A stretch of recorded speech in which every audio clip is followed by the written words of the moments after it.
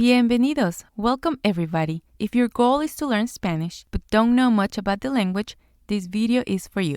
Today, I'll be reviewing some key differences between the English and Spanish languages to help you in your learning journey. Be sure to stay until the end because the last one is the most difficult to grasp by new Spanish learners. The first difference is around pronunciation. Spanish pronunciation is generally more phonetic than English. Each letter in Spanish has a consistent sound, whereas English pronunciation can be less predictable due to silent letters and varied sounds for the same letter in different words. Generally speaking, if you know the Spanish alphabet, you can say the words. There are some exceptions, and I have a whole series dedicated to the letter sounds here in this channel. I'll leave you the link on the description box. Talking about the alphabet, there's an additional letter in the Spanish alphabet. It's the letter ñ, the one we use to say mañana, for example, tomorrow. Just like in English, we also see regional differences in pronunciation. The Spanish spoken in Spain versus the Spanish in Mexico, it's a little bit different. One of the main differences is the pronunciation of the S sound. In Spain, the S is pronounced with a lisp, sounding closer to a TH sound. In Mexico, the S is generally pronounced as a regular S sound. I've been asked multiple times which Spanish is better to learn, and my recommendation is based on your surroundings. If you're in Europe, you likely use Spanish from Spain. If you're in the US, you likely use Latin America Spanish, so focus on the one that you will be using the most. Spanish and English share many words with similar roots and meanings. For example, actor in Spanish, actor in English. Hospital in Spanish, hospital in English.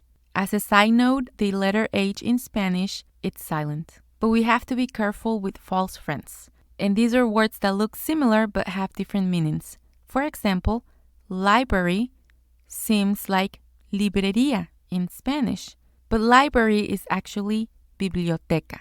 Librería means bookstore.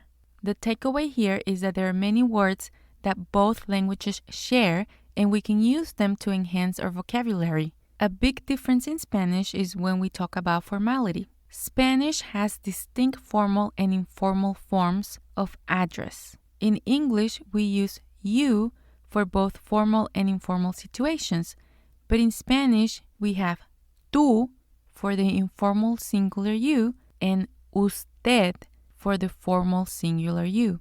And sometimes it's difficult to know when to use which one. Another difference between Spanish and English is how we use the verb to be.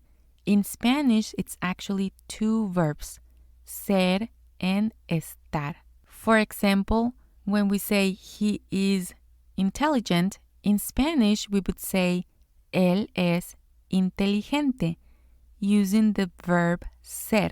But to say he is tired, we will use él está cansado, using the verb estar. I already have a video dedicated to some of the differences between ser and estar and how to use each verb. I'll leave the link on the description box. One topic that's difficult to learn for English speakers is the usage of diminutive and augmentative suffixes. These are used to convey smallness or largeness in a way that is less common in English. For example, in Spanish, we could say chiquitito, which means very little or tiny, but there's no exact translation for this word in English. Or we could also say grandotote, which means very big or very large. And these can happen with a lot of words. It's hard to learn all of them, but with practice, you'll start picking up on what each means. Another big difference in Spanish is the usage of the personal a. Spanish uses the preposition a before a direct object that refers to a specific person or people. For example, veo a Juan. In English, we would just say I see Juan. So this makes it a little bit challenging when trying to learn the language and structure the sentences. And just like in English, there are idiomatic expressions in Spanish. For example, meter la pata. it literally means to put the paw in, but the real meaning is to make a mistake or put one's foot in one's mouth. And because these idiomatic expressions don't have an exact translation, it can be challenging to learn them, but just make sure you keep practicing and just ask when you don't understand the meaning. But the most difficult thing to learn for English speakers when learning Spanish is the verb conjugation. Spanish verbs are conjugated more extensively than English verbs. Conjugation in Spanish includes different forms for each person and for various tenses. For example, to eat in Spanish is comer.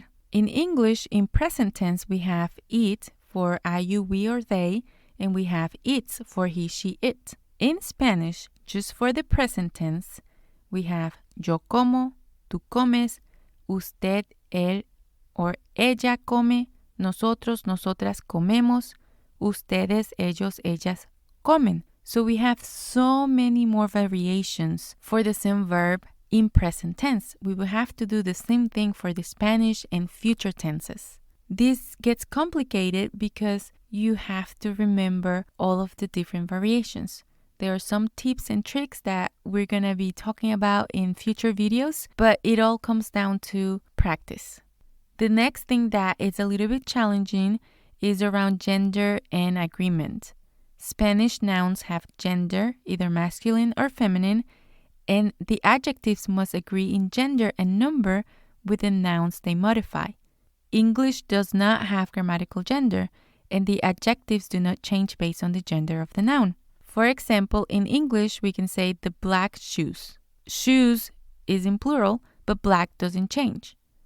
In Spanish, we would say los zapatos negros, where black is in plural, since shoes is in plural as well. And we have the same thing for singular, and we have the same thing for feminine and masculine. So one word in English, black, has 4 words in Spanish: negro, negra, negros, negras.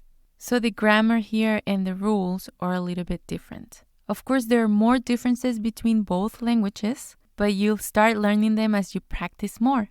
I hope this review of the Spanish language is helpful. My goal is to help you learn Spanish with easy videos and clear explanations. And to keep learning Spanish, go watch this video next. Muchas gracias.